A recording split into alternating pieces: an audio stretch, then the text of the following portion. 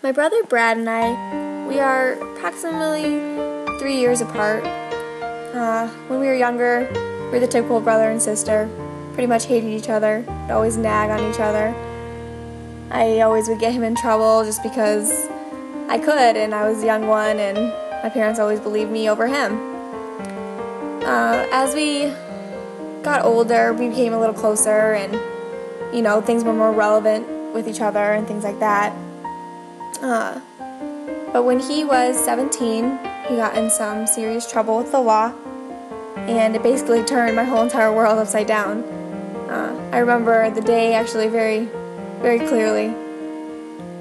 I woke up that morning and I walked downstairs to find my mom completely devastated, sitting at the kitchen table. I just looked at her, I was like, "What's wrong?" And she was just like, "It's Brad, it's Brad.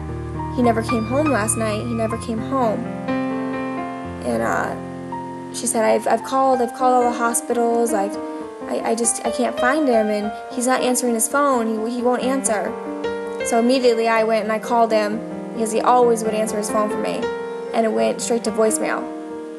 And I just knew, I just had a feeling like all the hairs on my back stood up, and I just knew that something terrible had happened.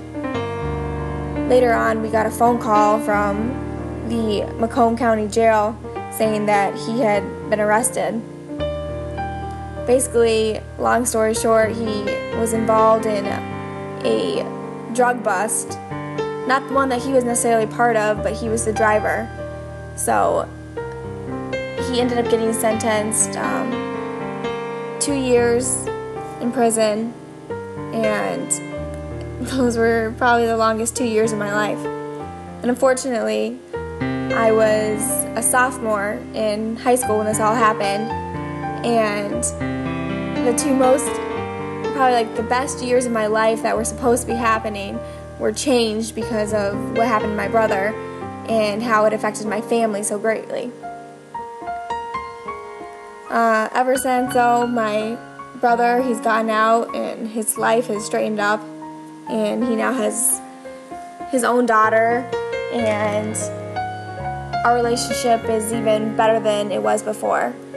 I think we both realize that no matter what happens, family is the strongest thing that there is, and I'm very grateful that he is home and that he's with us now.